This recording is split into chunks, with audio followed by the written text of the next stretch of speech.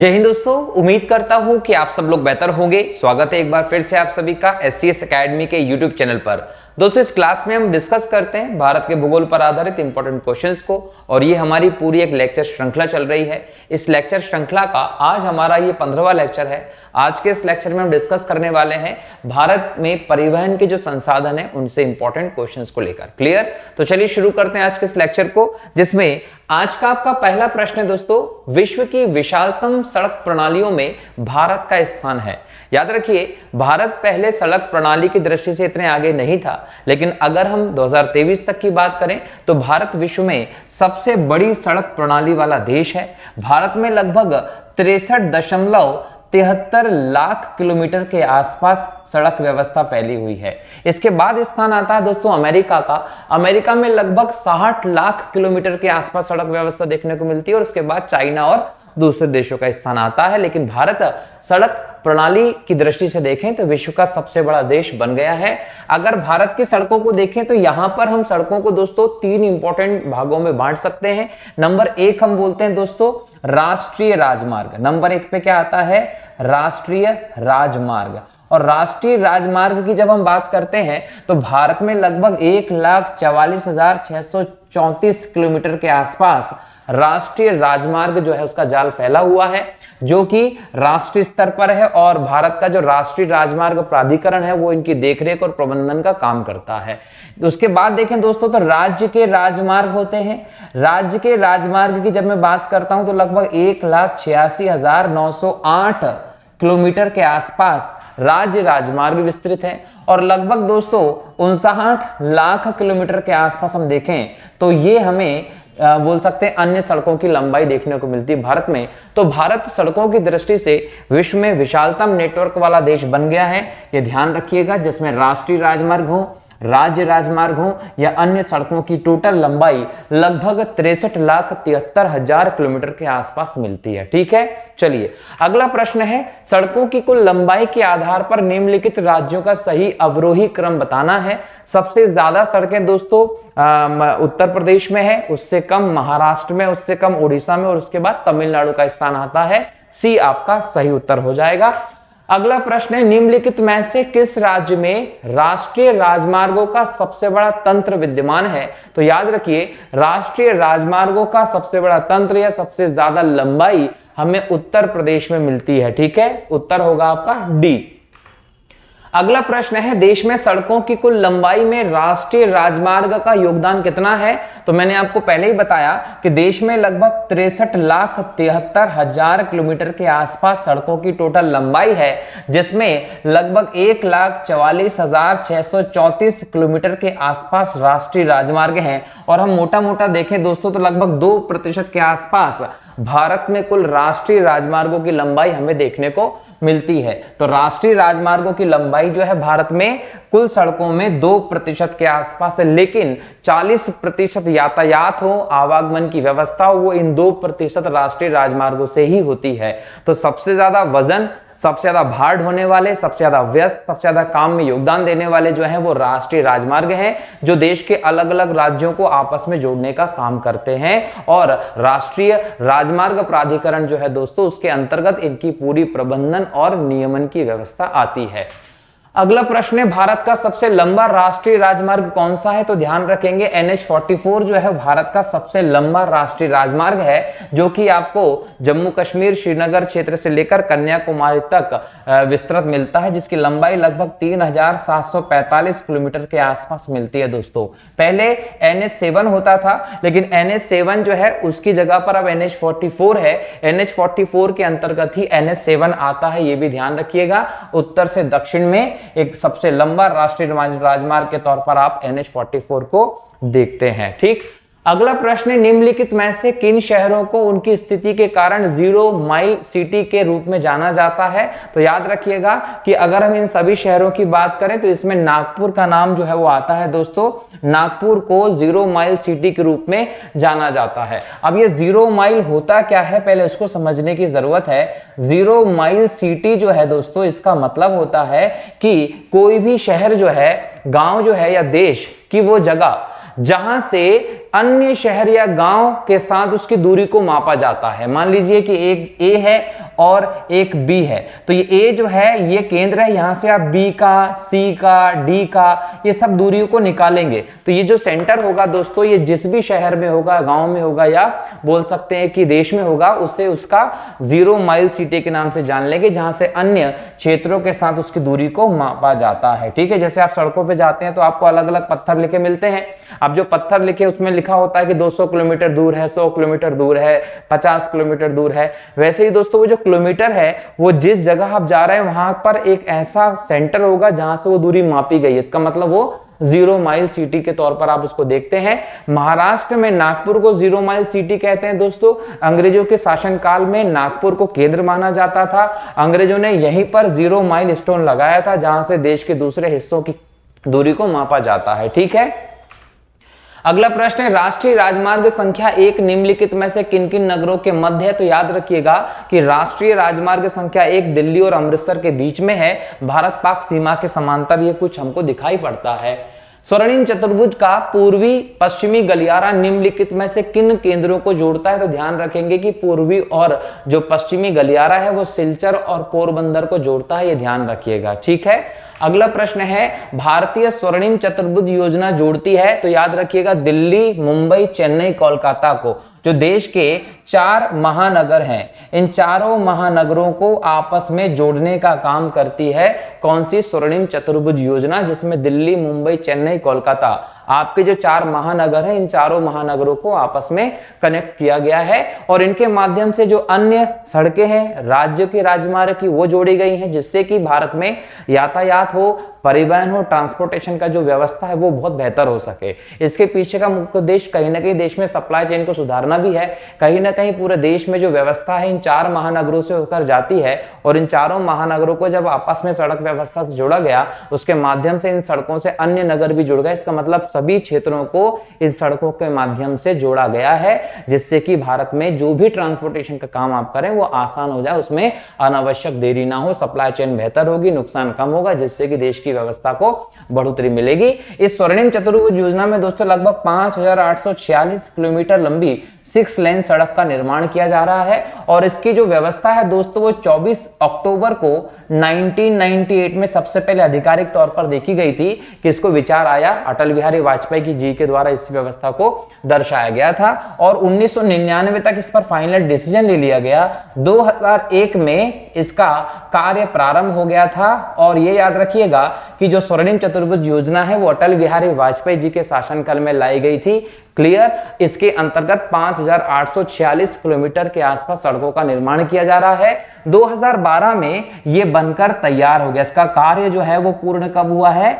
वो 2012 में हो गया है और ये 13 राज्यों से होकर जाती है, जिसमें इंपॉर्टेंटली दोस्तों दिल्ली है, हरियाणा है, बिहार है, झारखंड है, महाराष्ट्र है, पश्चिम बंगाल है, तमिलनाडु है, उत्तर प्रदेश है, राजस्थान है, कर्नाटक है, गुजरात है, उड़ीसा है और आंध्र प्रदेश है। तो इन सभी 13 राज्यों से होकर ये जाती है, ये ध्यान रखना है। ओके, चलिए आगे बढ़ते हैं। अगला प्रश्न है यमुना एक्सप्रेसवे कहां है? दोस्तों यमुना एक्सप्रेसवे भारत में एक प्रकार का अपना पहले तरीके का ऐसा एक्सप्रेसवे बना था जो कहीं ना कहीं हम बोल सकते हैं ग्रेटर नोएडा से आगरा तक था। लगभग 156 किलोमीटर के आसपास की लंबाई देखी गई थी और 6 लेन वाला ये एक बहुत तेजी से गाड़ी आवागमन को बढ़ाने के लिए बनाया गया एक्सप्रेसवे था, जिसको हम यमुना एक्सप्रेसवे के नाम से जानते हैं। ठीक, विश्व में भारतीय रेल नेटवर्क की स्थिति क्या है? तो ध्यान रखिए कि भारत जो है वो विश्व में रेल नेटवर्क की दृष्टि से देखें तो चौथे स्थान पर आता है। पहले स्थान पर अमेरिका, दूसरे स्थान पर रूस, तीसरे स्थान पर चीन और चौथे स्थान पर भारत का रेल नेटवर्क है, जो कि लगभग 65,000 किलोमीटर के आसपास रेलवे लाइन का विकास कर चुका है। भारत में प्रथम रेलवे लाइन किसके शासनकाल में बिछाई गई थी? तो लॉर्ड डलहौजी जब भारत में वायसराय हुआ करता था उसके समय लगभग 16 अप्रैल 1853 में भारत में मुंबई ठाणे के बीच में लगभग 34 किलोमीटर की दूरी तक पहली रेल चलाई गई थी, ये याद रखिए। अगला प्रश्न है, भारत का सबसे लंबा रेलवे प्लेटफॉर्म कहां है? दोस्तों भारत का जो गोरखपुर है लगभग 1.5 किलोमीटर लंबा प्लेटफॉर्म है और ये भारत का ही नहीं दुनिया का सबसे लंबा रेलवे प्लेटफॉर्म है, ये याद रखना है। पूर्वोत्तर भारत के किस राज्य में रेल मार्ग नहीं है? दोस्तों जब हम पूर्वोत्तर भारत की बात करते हैं तो दुर्गम पहाड़ी क्षेत्र के अंतर्गत आता है। यहाँ तक जो निर्माण कार्य है वो आसान नहीं है। यहाँ तक जो निर्माण कार्य होते हैं वो बहुत कठिनाई के साथ पर्वतों के बीच में से टनल बनाकर और बहुत ज्यादा विकट परिस्थितियों में बनते हैं। तो ऐसे में जो सिक्किम का जो राज्य मिलता है दोस्तों, यहाँ पर रेलवे का विकास नहीं हुआ है, ध्यान रखेंगे। नॉर्थ ईस्ट के दूसरे स्टेट्स में तो जैसे तैसे करके रेल जा रही है, लेकिन सिक्किम में रेलवे का नेटवर्क जो है वो नहीं दिखाई पड़ता। देश की सबसे तेज चलने वाली गाड़ी कौन सी है? तो ध्यान रखिएगा, देश की सबसे तेज चलने वाली रेलगाड़ी गतिमान एक्सप्रेस है। गतिमान एक्सप्रेस जो है दोस्तों लगभग 160 किलोमीटर प्रति घंटे की रफ्तार से चलती है और ये दिल्ली से झांसी के बीच में चलाई गई थी। और इसका जो आइडिया है दोस्तों प्रधानमंत्री नरेंद्र मोदी के कार्यकाल के दौरान 2016 में हुआ था, मतलब इसको 2016 में लॉन्च किया गया था, हरी झंडी दिखाई गई थी। क्लियर दोस्तों, कहां चलती है? दिल्ली से लेके झांसी के बीच में। अगला प्रश्न है, भारत और पाकिस्तान के बीच चलने वाली रेलगाड़ी का नाम क्या है? दोस्तों याद रखिएगा, थार एक्सप्रेस और समझौता एक्सप्रेस भारत और पाकिस्तान के बीच चलने वाली रेलगाड़ी रही, जिसमें समझौता एक्सप्रेस जो है दोस्तों ये बहुत ज्यादा फेमस रहा और इसका प्रारंभ जो है वो 22 जुलाई को हुआ था 1976 को, जब देश की प्राइम मिनिस्टर जो है वो इंदिरा गांधी जी थी। और कहीं ना कहीं शिमला समझौता जो हुआ था दोस्तों, शिमला समझौता हुआ था इस समय। शिमला समझौते के परिणाम स्वरूप ये व्यवस्था की गई थी जिसमें अटारी और लाहौर के बीच इसका परिचालन किया गया था। किसके? शिमला समझौते के परिणाम स्वरूप। शिमला समझौता किसके बीच में हुआ था? एक तरफ तो आप देखते हैं इंदिरा गांधी को और दूसरी तरफ आप देखते हैं दोस्तों जुल्फिकार अली भुट्टो। जुल्फिकार अली भुट्टो जो हैं ये उस समय प्राइम मिनिस्टर थे पाकिस्तान के और इंदिरा गांधी थे भारत में प्राइम मिनिस्टर के तौर पर। और ये जो समझौता हुआ था ये 1972 में हुआ था, जिसको अमल में लाया गया था 22 जुलाई 1976 में और ये ट्रेन चालू की गई थी। ठीक है दोस्तों, ये याद रखिएगा, ये लाहौर तक जाती थी। कहां तक जाती थी? लाहौर तक जाती थी। अगला प्रश्न है, भारत की कौन सी रेलगाड़ी अपनी यात्रा में सबसे लंबी दूरी लगभग 4283 किलोमीटर तय करती है? तो याद रखिए विवेक एक्सप्रेस जो है वो भारत की सबसे लंबी दूरी तय करने वाली रेल है, जो असम के डिब्रूगढ़ से कन्याकुमारी तक चलती है दोस्तों। 2014 से आप इसका प्रारंभ देखते हैं। 80 घंटे से ज्यादा समय तक ये गाड़ी चलती है और लगभग 58 स्टॉप से गुजरती है। ये ट्रेन असम, नागालैंड, बिहार, पश्चिम बंगाल, झारखंड, उड़ीसा, आंध्र प्रदेश, केरल, तमिलनाडु से होकर चलती है, ये ध्यान रखिएगा। ठीक है दोस्तों, चलिए अगला है दोस्तों, भारतीय रेल की कुल मार्ग लंबाई का कितना प्रतिशत भाग विद्युतकृत है? तो ध्यान रखिएगा कि 2023 तक का डेटा हम देखते हैं तो भारत में लगभग 38% जो रेल मार्ग है वो विद्युतकृत है, इलेक्ट्रिसिटी के अंतर्गत उसको लाया जा चुका है। भारतीय रेल को कितने क्षेत्रों में विभक्त किया गया है? तो भारतीय क्षेत्र को टोटल 18 क्षेत्रों में विभक्त किया गया है, ये ध्यान रखेंगे।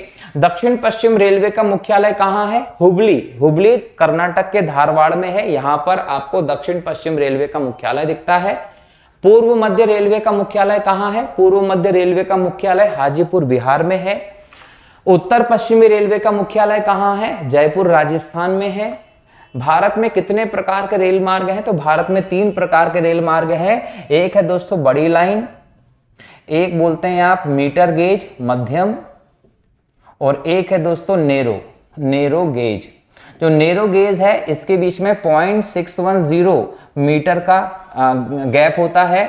मीटर गेज में 1 मीटर का गैप होता है दोस्तों, और बड़ी में 1.67 मीटर का गैप होता है। जो पटरी है उनके बीच में नैरो गेज, मीटर गेज और बड़ी लाइन, जो 3 प्रकार की रेल लाइन भारत में मिलती हैं, ध्यान रखना है। ठीक है, चलिए आगे बढ़ते हैं। अगला प्रश्न है, भारत में प्रथम विद्युत ट्रेन कब चली थी? तो 1925 में 3 फरवरी को बंबई के वीटी और कूली हार्बर के बीच में पहली विद्युत ट्रेन चलाई गई थी। कब? 1925 में सॉरी। भारत के किस नगर में 2 रेलवे जोन का मुख्यालय है? तो याद रखिए मुंबई जो है यहां पर आपको 2 रेलवे जोन का मुख्यालय मिलता है, एक चर्च गेट का और एक मुंबई का। ठीक है, मतलब ये कि मध्य जोन है वो और पश्चिमी जोन दोनों का मुख्यालय आपको मुंबई में मिलता है। प्रथम संपर्क क्रांति ट्रेन कहां चली थी दोस्तों? तो दिल्ली बेंगलोर के बीच में पहली संपर्क क्रांति ट्रेन चली थी। इसकी घोषणा 2005 में की गई थी। 2005 में इसकी घोषणा की गई थी, ये ध्यान रखेंगे। और इस समय रेल मंत्री के तौर पर आपको दिखाई पड़ते हैं कौन? नीतीश कुमार। नीतीश कुमार इस समय रेल मंत्री के तौर पर थे। 2004-5 के दौरान संपर्क क्रांति ट्रेनों की घोषणा की गई थी और पहली ट्रेन दिल्ली बेंगलोर के बीच में चलाई गई थी। और ये ऐसी थी दोस्तों जो दिल्ली से अन्य राज्यों की राजधानियों को जोड़ने वाली ट्रेन थी। संपर्क क्रांति किस प्रकार की ट्रेन थी? दिल्ली से अन्य राज्यों की राजधानी को जोड़ने वाली ट्रेन सीरीज को संपर्क क्रांति के नाम से जाना गया। 2005 से शुरू हुई थी, ठीक है।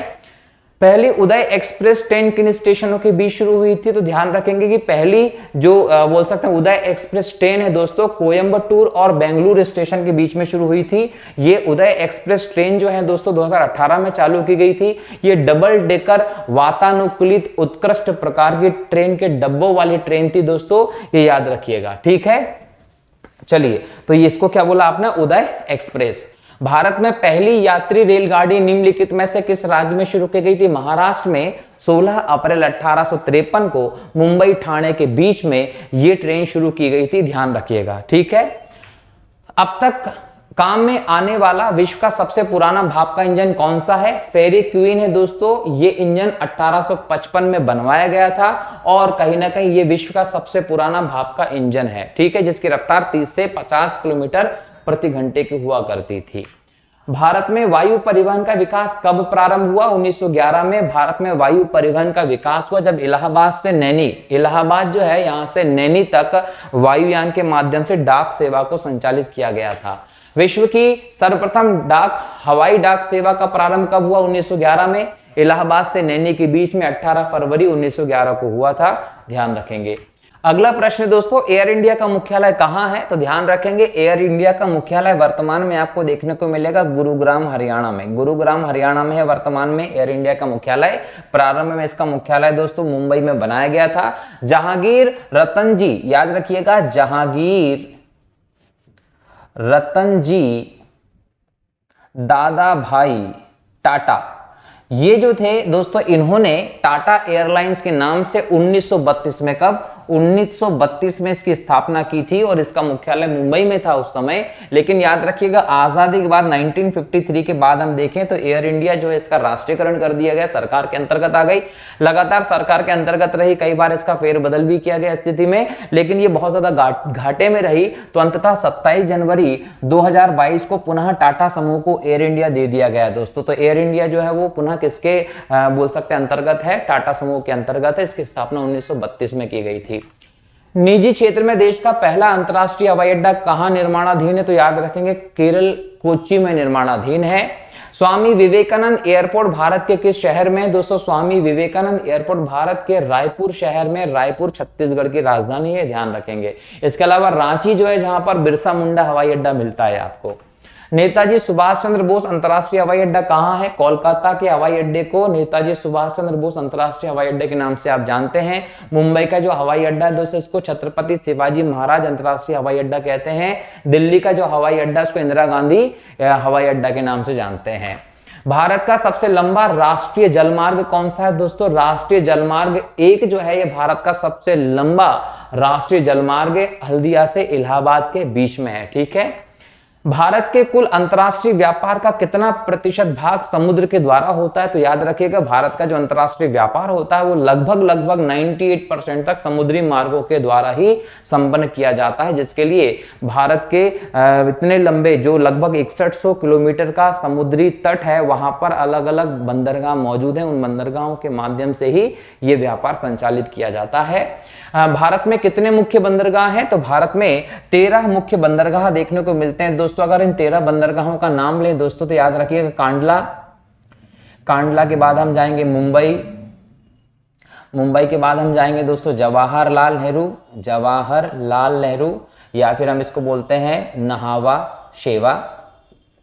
इसके अलावा हम बोल सकते हैं दोस्तों मरमा गोवा आता है, मरमा गोवा आता है। इसके अलावा आपको दिखेगा न्यू मंगलोर, न्यू मंगलोर के बाद आपको दिखेगा कोची, कोची के बाद आपको देखेगा तूतीकोरिन, तूतीकोरिन के बाद आपको देखेगा चेन्नई, चेन्नई के बाद आप जाएंगे दोस्तों तो आपको मिलेगा एन्नोर, एन्नोर के बाद जाएंगे तो मिलेगा पारादीप, फिर मिलेगा हल्दिया, फिर मिलेगा कलकत्ता।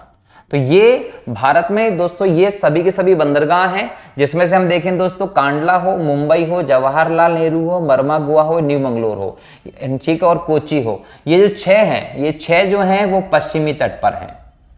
6 कहाँ हैं? पश्चिमी तट पर है। कौन कौन से? कांडला, कांडला कहाँ है? गुजरात में है। ये मुक्त व्यापार बंदरगाह के तौर पर है। अगर आप इस बंदरगाह से व्यापार करते हैं तो यहाँ पर कोई शुल्क या चुंगी वगैरह नहीं लगता है। मुंबई का जो बंदरगाह है दोस्तों, ये भारत में बहुत इंपॉर्टेंट बंदरगाह है। भारत का सबसे ज्यादा व्यापार का लोड अगर है तो वो मुंबई के बंदरगाह पर ही है, पश्चिमी कोस्ट पर। और भारत का सबसे व्यस्ततम, सबसे बड़े बंदरगाह के तौर पर हम मुंबई के बंदरगाह को देखते हैं। और इसके भार को कम करने के लिए जवाहरलाल नेहरू या नहावा शोवा बंदरगाह जो इसको स्थापित किया गया, ये भी मुंबई में ही है, पश्चिमी तट पर। मरमागुआ जो है गोवा का है, न्यू मंगलूरी कर्नाटक का, और कोची जो है वो केरल का है। तो ये पश्चिमी तट के बंदरगाह हो गए। लेकिन यहाँ देखिए तूतीकोरिन, चेन्नई, एन्नोर, पारादीप, हल्दिया, और इसके बाद आता है नाम किसका? कलकत्ता का। तो ये सभी के सभी जो बंदरगाह हैं दोस्तों, ये कहाँ के बंदरगाह होगा? पूर्वी तट के। तो पश्चिमी तट और पूर्वी तट पर हम चले जाएं दोस्तों तो आपको टोटल पूर्वी तट पर आपको 7 बंदरगाह देखने को मिलते हैं और पश्चिमी तट पर 6 बंदरगाह देखने को मिलते हैं। अब इनमें दोस्तों एक बंदरगाह हमने नहीं लिखा है, वो कौन सा नहीं लिखा है? आंध्र प्रदेश का। इस बंदरगाह को डिटेल में समझने की जरूरत है। आंध्र प्रदेश में जो बंदरगाह है उसका नाम है विशाखापत्तनम। ये विशाखापत्तनम का जो बंदरगाह है दोस्तों, ये भारत का सबसे बेहतर प्राकृतिक बंदरगाह है, सबसे गहरा बंदरगाह है। डॉल्फिन नोज की पहाड़ियों के लिए जाना जाता है। विशेष तौर पर इस बंदरगाह से जापान और आदि देशों को लोहे का निर्यात किया जाता है। ये ध्यान रखिएगा, बेलाडीला की खदानें जो छत्तीसगढ़ में है, वहां से लोहा लाकर यहीं से दूसरे देशों को निर्यात करने का काम किया जाता है। कहां से? आंध्र प्रदेश से। लोहा निर्यात के लिए इंपॉर्टेंट है, ठीक है। तो ये 13 बंदरगाह, जिसमें 7 पूर्वी तट पर और 6 जो है वो पश्चिमी तट पर हैं। यहाँ पर हल्दिया बंदरगाह जो है दोस्तों, वो कोलकाता बंदरगाह के भार को कम करने के लिए स्थापित किया गया है, ठीक है। और एक और याद रखिएगा कि जो कलकत्ता का बंदरगाह है, ये ज्वारी बंदरगाह है, पुराने प्रकार का बंदरगाह, जिसपे कहीं ना कहीं जहाज के आने और जाने के लिए ज्वार की जरूरत पड़ती है। इसलिए यहाँ पर जहाज और को कहीं ना कहीं बोल सकते हैं कि खाली करने और जहाज को भरने में समय निश्चित होता है। अगर आप इतने समय में नहीं कर पाए तो फिर जहाज जो होगा वो लेट हो जाएगा। क्यों? क्योंकि ये ज्वार के आने और ज्वार के जाने के हिसाब से जहाज आते और जाते हैं, ठीक है। चलिए अगला प्रश्न, किस बंदरगाह को भारत का प्रवेश द्वार कहा जाता है? मुंबई जो है दोस्तों, इसको भारत का प्रवेश द्वार बंदरगाह कहा जाता है, ठीक है। निम्नलिखित बंदरगाहों में से कौन एक मुक्त व्यापार क्षेत्र है दोस्तों? तो कांडला जो है ये मुक्त व्यापार क्षेत्र के तौर पर है। यहाँ पर अगर आप ट्रेड करते हैं तो ना तो आपको आयात शुल्क देखने की जरूरत है, ना ही आपको चुंगी कर देने की जरूरत है। निम्नलिखित में से कौन सा बंदरगाह ज्वारी नदी की एस्चुरी पर स्थित है? तो याद रखेंगे कि भारत में जो मरमागुआ बंदरगाह है गोवा का, ये बोल सकते हैं कि ज्वारी नदी जो है इसके बाएं तट पर स्थित प्रमुख बंदरगाह है और यहां से लौह अयस्क का विशेष तौर पर निर्यात किया जाता है। कोलकाता किस प्रकार का बंदरगाह है दोस्तों? कोलकाता नदी प्रकार का बंदरगाह है जो हुगली नदी के मुहाने पर अवस्थित है। अगला प्रश्न है दोस्तों, सेतु समुद्रम परियोजना जिन्हें जोड़ती है वे हैं? तो ध्यान रखिएगा, सेतु समुद्रम परियोजना मन्नार की खाड़ी और पाक की खाड़ी को जोड़ने का काम करते हैं। ये बोल सकते हैं आपकी एक तरफ अरब सागर जो है और दूसरी तरफ बंगाल की खाड़ी है, तो इनको आपस में मिलाने का जो काम किया है, इनके बीच में एक रास्ता बनाने का काम जो किया गया है वो सेतु समुद्रम के माध्यम से किया गया है। याद रखिएगा, इसके लिए लगभग 44.9 समुद्री मील 44.9 समुद्री मील एक पूरी व्यवस्था रास्ता स्थापित किया गया है। होता क्या है कि राम सेतु यहीं पर है, ऐसा एक ब्रिज बना दिया गया है। ये ब्रिज जो होता है वो ऐसे उड़ जाता है, इनके बीच में से जहाज निकल जाते हैं। ये पूरी व्यवस्था जो है वो सेतु समुद्रम परियोजना के अंतर्गत की गई है। इसकी कल्पना जो है दोस्तों वो 1860 में की गई थी। 1860 में अल्फ्रेड डंडास टेलर ये व्यक्ति था जिसने सबसे पहले इसकी कल्पना की थी कि अगर हम चाहें तो भारत का जो दक्षिणी हिस्सा है, यहाँ पर श्रीलंका है, तो ये वाला जो इलाका है यहां से अगर आपको ट्रेड करना होता था, अरब सागर ये रहा, ठीक है, और यहां पर जाएंगे तो ये बंगाल की खाड़ी रहा। तो बंगाल की खाड़ी और अरब सागर, अगर आपको पूर्वी क्षेत्र में अगर कहीं ट्रेड करने के लिए यहाँ जाना हो, इधर कहीं आना हो, तो आपको पूरा श्रीलंका घूम कर आना पड़ता था, और ऐसे में आपको 400 समुद्री मील अतिरिक्त चलना पड़ता था और लगभग 38 घंटे का समय अतिरिक्त लगता था। डीजल जो भी आप ऊर्जा का प्रयोग करते थे वो अलग लगता था। तो कोशिश की गई कि यहाँ पर जो पम्बन है, राम सेतु है, यहाँ से क्या करें कि एक ब्रिज निकाल दें ऐसा, तो शॉर्टकट हो जाएगा, श्रीलंका घूम के जाने की जरूरत नहीं पड़ेगी, समय भी बचेगा, बोल सकते हैं कि पैसा भी बचेगा। तो ऐसे में इस चीज के लिए 1860 के आसपास अल्फ्रेड टेलर के द्वारा यह कल्पना दी गई थी, लेकिन 2005 में जब कांग्रेस की सरकार थी भारत में, मनमोहन सिंह जी प्रधानमंत्री थे, उस समय इसको मंजूरी दी गई। कई पर्यावरणविदों के द्वारा इसकी आलोचना भी की गई, लेकिन ये जो समुद्री परियोजना स्थापित की गई दोस्तों, एक महत्वाकांक्षी परियोजना है, जिसके चलते आपके समय की, आपके पैसे की काफी बचत होने वाली है, व्यापार सुगम होगा। तो इसको आप एक इंपॉर्टेंट परियोजना के तौर पर देख सकते हैं, ये ध्यान रखेंगे। ठीक है, चलिए अगला प्रश्न है, निम्न में से भारत का सबसे बड़ा कंटेनर पोर्ट कौन सा है? जवाहरलाल नेहरू पोर्ट जो है दोस्तों, इसको 1989 में अधिकृत किया गया था। यह भारत का सबसे बड़ा कंटेनर पोर्ट के तौर पर जाना जाता है। और ये जो कृत्रिम पोर्ट है दोस्तों, और मुंबई का जो बंदरगाह है वो भारत का सबसे व्यस्तम बंदरगाह है। उसके भार को कम करने के लिए कि कुछ जहाज इधर आ जाया करें, वहां पर ज्यादा भीड़ हो जाती है, तो ऐसे में इसको बनाया गया था। अगर इस बंदरगाह की बात करें तो भारत का सबसे आधुनिकतम बंदरगाह है ये, क्रेन और बाकी सब चीजों की सुविधाएं बहुत बेहतर दी गई हैं। विश्व के 100 बंदरगाहों की जो सूची जारी की गई थी दोस्तों 2021 में, उसमें 26वें स्थान पर आया था ये बंदरगाह, बेहतर बंदरगाहों की दृष्टि से देखें तो। ठीक है, भारत की पहली semi high speed train Vande Bharat चली थी, याद रखिएगा, वाराणसी से 15 फरवरी 2019 को प्रधानमंत्री नरेंद्र मोदी जी ने भारत की पहली semi high speed train Vande Bharat को हरी झंडी दिखाई थी, जो वाराणसी से दिल्ली तक चली थी दोस्तों। वर्तमान में लगभग भारत में 34 वंदे भारत ट्रेनें चालू की जा चुकी हैं। ये ट्रेन दोस्तों आधुनिक प्रकार की ट्रेन है, जिसमें आधुनिक प्रकार की सभी सुविधाएं दी गई हैं, ये ध्यान रखेंगे। राष्ट्रीय राजमार्ग प्राधिकरण की स्थापना कब की गई थी? 1988 में राष्ट्रीय राजमार्ग प्राधिकरण अधिनियम भारत की संसद ने पास किया, और इसी अधिनियम के आलोक में जाकर बाद में 1995 में राष्ट्रीय राजमार्ग प्राधिकरण जो स्थापित किया गया, जिसका मुख्यालय दोस्तों नई दिल्ली में है। भारत में राष्ट्रीय राजमार्ग जितने भी हैं उनका प्रबंधन का काम करने के लिए जिम्मेदार है राष्ट्रीय राजमार्ग प्राधिकरण, ये ध्यान रखेंगे। क्लियर? चलिए, तो दोस्तों आज की इस क्लास में हम लोगों ने कई इंपॉर्टेंट क्वेश्चंस को डिस्कस किया है जो भारत के परिवहन व्यवस्था से संबंधित रहे। एग्जाम में आपके यहीं से कोई ना कोई प्रश्न अवश्य देखने को मिल जाएगा। ये सभी प्रश्नों को आप बेहतर तरीके से तैयार कर लीजिएगा। ठीक है, मिलता हूं अगले लेक्चर में नए टॉपिक के नए प्रश्नों को लेकर। तब तक के लिए बहुत बहुत शुक्रिया दोस्तों। जय हिंद, जय भारत, वंदे मातरम।